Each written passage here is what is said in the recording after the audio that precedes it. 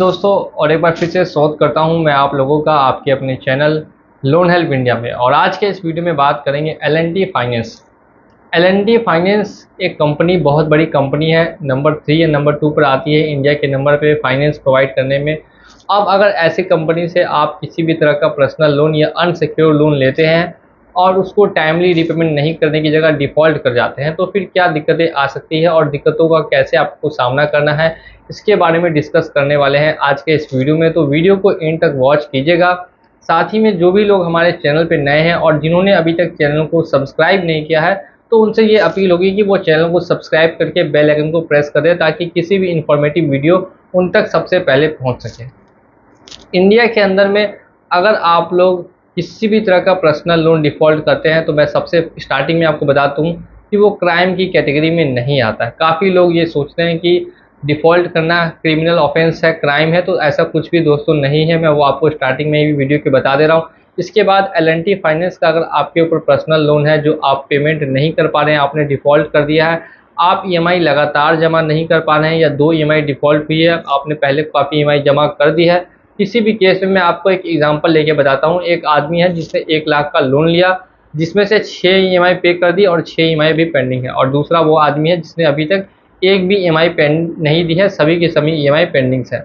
अब बात करेंगे दोनों केसेस में क्या करना चाहिए। तो सबसे पहले ध्यान दीजिए कि ये जो एल&टी फाइनेंस कंपनी है, ये इंडिया की ऑथराइज्ड कंपनी है और इसके पास आरबीआई का लाइसेंस है लोगों को लोन प्रोवाइड करने का। तो अगर आप लोग इससे लोन लेंगे तो वो आपके जो पैन कार्ड और आधार कार्ड होता है उसके सिविल में भी शो करेगा।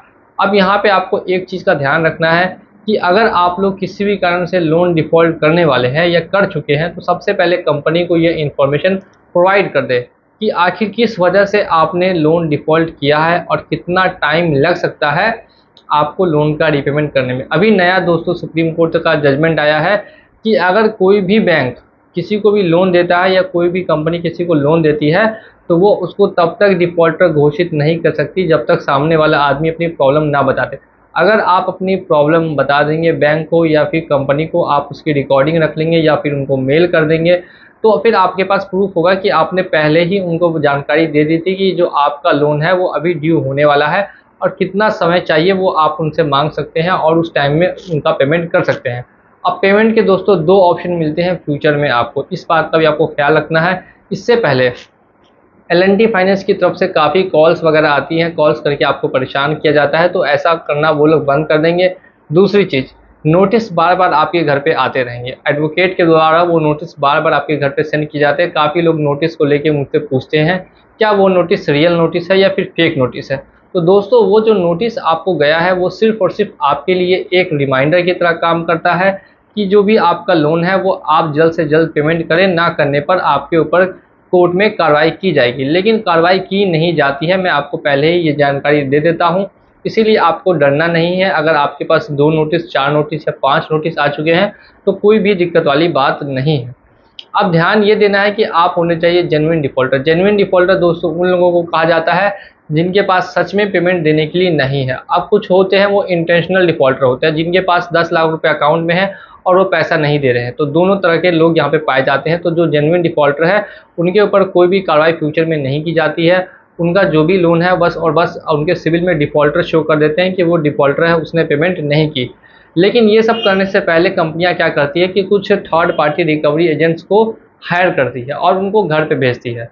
अब ये थर्ड पार्टी रिकवरी एजेंट्स क्या होते हैं, क्यों घर पे आते हैं, कैसे रिकवरी करते हैं, इस पर काफ़ी वीडियोस मेरे बन चुके हैं। लेकिन मैं आपको बता दूं कि ये जो एजेंट्स होते हैं ये आपको परेशान अगर करते हैं तो आप इनके खिलाफ कंप्लेन भी कर सकते हैं। अगर ये एक बार घर आ गए तो ठीक है, लेकिन दोबारा घर आ जाते हैं बिना आपके बुलाए, तो फिर आप उनके खिलाफ रिकॉर्डिंग करके, आपके हाथ में फ़ोन है, कैमरा वाला फ़ोन है, आप रिकॉर्डिंग करके कंप्लेन कर सकते हैं। बिल्कुल, अगर उनके पास 3 चीज़ अगर नहीं है तो पक्का आपकी कंप्लेन फाइल की जाएगी। सबसे पहले उनका आईडी, अगर वो एल&टी फाइनेंस से है तो एल&टी फाइनेंस का ही आईडी कार्ड होना चाहिए। दूसरा, उनके पास लेटर होना चाहिए ऑफिशियल कि उनको ऑथराइज़ किया गया आपके घर पे भेजने के लिए।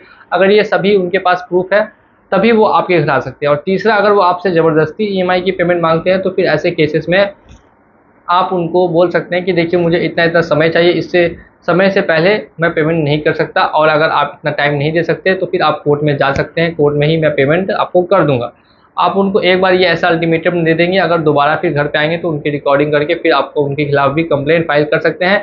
लेकिन रिकवरी एजेंट्स ज़्यादातर अनऑथराइज्ड होते हैं, वो आपको अपनी जानकारी बिल्कुल भी प्रोवाइड नहीं करेंगे, नहीं तो फिर वो लोग इलीगल प्रैक्टिस नहीं कर पाते हैं। अब ऐसे रिकवरी एजेंट से कैसे बचना है, कैसे छुटकारा पाना है, इस पर मेरी काफ़ी वीडियोस पहले से ही आ चुकी है, तो आप लोग जाकर चेकआउट कर सकते हैं, या चैनल को अगर सब्सक्राइब कर देंगे तो फ्यूचर में भी आपको ऐसी वीडियोस मिलती रहेंगी। तो फिलहाल के लिए मैं बस आपको ये बात बता दूं कि आखिर एल&टी फाइनेंस कर क्या सकती है पर्सनल लोन के केस में। तो सिर्फ और सिर्फ आपका जो सिविल स्कोर है, जिसके बेसिस पर आपको लोन मिला है, वो ख़राब हो जाएगा, धीरे धीरे करके वो डाउनफॉल में जाएगा और फिर आपको लोन लेने में फ्यूचर में प्रॉब्लम आ सकती है। इस चीज़ का आपको ख्याल रखना है कि जो आपका सिविल स्कोर है वो हमेशा डाउन होता रहेगा और धीरे धीरे करके फिर इतना कम हो जाएगा कि आपको लोन लेने में प्रॉब्लम आएगी। और साथ में कुछ भी आपके खिलाफ कार्रवाई वगैरह नहीं होने वाली, खास करके तब जब आपका 1 लाख या उससे कम का लोन है। अगर 1 लाख से ज़्यादा का लोन है और आप जेन्युइन डिफॉल्टर है तो भी आपके ऊपर कार्रवाई नहीं होगी। सिर्फ और सिर्फ ध्यान रखना है कि आप इंटेंशनली पैसा अगर नहीं देना चाह रहे हैं तो फिर ये गलत बात है। अगर आपके पास पैसा है तो ज़रूर पेमेंट करें, और अगर नहीं है तो कंपनी को रिक्वेस्ट करके या तो उनसे टाइम ले लें, और टाइम लेने के बाद जैसा कि मैंने आपको कहा 2 ऑप्शन मिलते हैं, या तो आप फुल पेमेंट कर दें या फिर उनका लोन का सेटलमेंट कर दें। अब ये फुल पेमेंट और सेटलमेंट ये दोनों कैसे किया जाता है, इस पर भी मैं एक डिटेल वीडियो नेक्स्ट लेकर आने वाला हूँ। तो मैं आज के इस वीडियो में चलता हूँ, नहीं तो वीडियो लंबा हो जाएगा। मिलेंगे अगली वीडियो में बहुत